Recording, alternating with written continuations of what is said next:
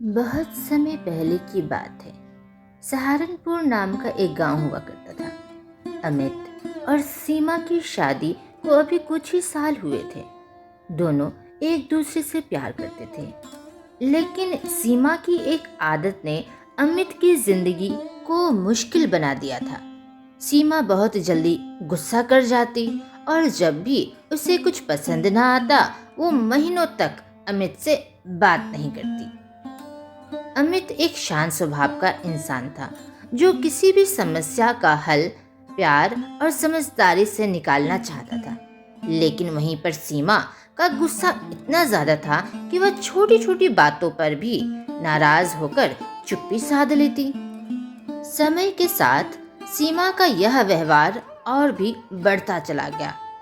कभी अमित किसी बात पर मजाक कर देता और सीमा गुस्से में हफ्तों तक ना बात करती ना उसकी तरफ देखती। कभी अमित घर आने में देर कर देता तो सीमा अपने कमरे में चली जाती और हफ्तों तक बात नहीं करती। अमित कई बार कोशिश करता कि वह उसे मना ले, लेकिन सीमा का गुस्सा कम होने का नाम नहीं लेता। जी आ गए आप, आइए ना। अच्छा, वो मैंने आपसे कहा था ना कि लाल वाली साड़ी लेते आइएगा। वो मैंने परसों देखी थी ना दुकान पर, आपने लाया कि नहीं? बताइए ना, शांत क्यों बैठे हुए हैं? लग रहा है आपको कुछ हो गया है। बोलिए ना, आपने साड़ी लाई है कि नहीं? अरे भगवान, तुमको कुछ समझ में नहीं आता है। मैं अभी बाहर काम करके आया हूँ, थका हारा आया हूँ, ना एक गिलास पानी और ना ही नाश्ता, और तुरंत तुम लाल वाली साड़ी की मांग करने लगी। तुम्हें नजर नहीं आता कि तुम्हारा पति अभी थक कर आया है? एक गिलास पानी ही दे दो। जी पानी वानी तो मैं दूंगी ही, चिंता क्यों करते हो? पहले बोलिए, लाए हैं कि नहीं साड़ी? मेरा समय क्यों खोटी कर रहे हैं? बोलिए ना। अरे भगवान, मैं दुकान गया था। जब मैं काम करके लौटा तो उस दुकान पर रुककर मैंने वह साड़ी भी देखी और दाम भी पूछा, तो दुकानदार ने बताया कि वह 25,000 की साड़ी है। तो फिर तुम ही बताओ कैसे खरीद के लाता भगवान। तुम्हें तो पता है ना कि घर की स्थिति कितनी खराब है, मुश्किल से गुजारा हो पाता है। और 2-3 हजार की साड़ी होती तो चलो मैं ले भी आता, लेकिन जो तुमने मांग की थी वो साड़ी तो 25,000 की है भगवान, 25,000। बस बस यही सुनना बाकी था। मुझे पता था कि आप मेरी साड़ी नहीं लाए हैं, इसलिए कभी पानी दे दो और कभी नाश्ता दे दो, यही सब बहाना लगा हुआ था। 25,000 की हो या 1 लाख की, मुझे वह साड़ी चाहिए तो चाहिए। आपको समझ में आया ना? और अभी से मेरे से बात करने की कोशिश मत कीजिएगा। अरे भगवान, तो कुछ समझती ही नहीं। हर 2 मिनट में गुस्सा हो जाती है और बात तक नहीं करती। कुछ समझती ही नहीं कि घर किस तरह से चला रहा हूँ। कुछ उसे समझ में नहीं आता। ऐसे में तो हमारा रिश्ता कमजोर हो जाएगा और उसे पता भी नहीं चलेगा। कुछ करना होगा।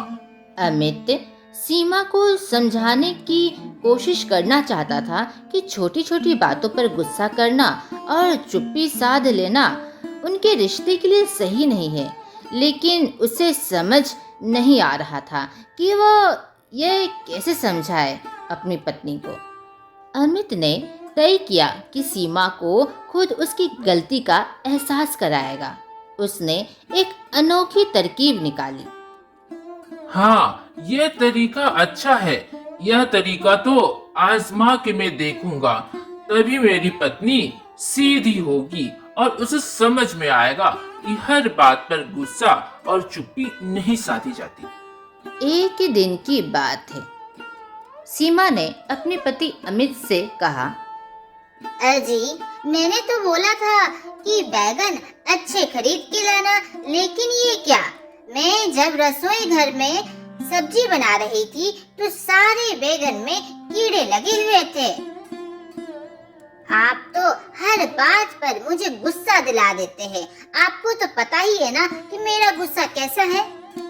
जाइए, अब से मैं आपसे बात ही नहीं करूंगी। आपको एक छोटा सा भी काम देती हूँ तो वो भी आप ढंग से नहीं करते। आपको देखना चाहिए था कि बैगन के अंदर कीड़े हैं कि नहीं। जब मैंने बैगन काटा तो हर एक बैगन में कीड़े ही निकल रहे हैं।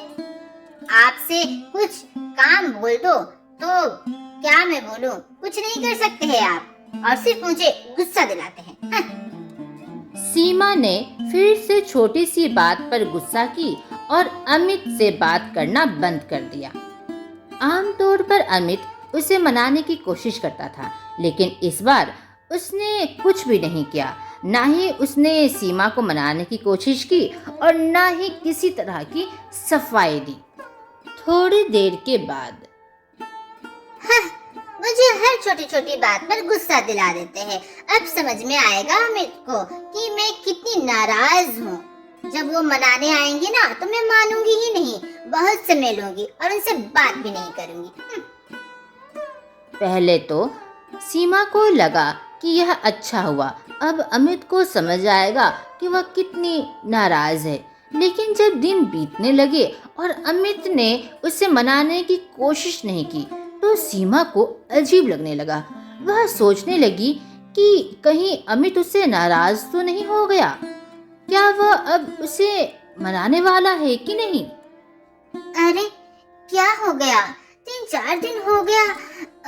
अमित तो मुझे समझाने भी नहीं आया और कोई सफाई भी नहीं दिया। ऐसे कैसे हो सकता है? मेरे पति तो कभी ऐसा नहीं करते।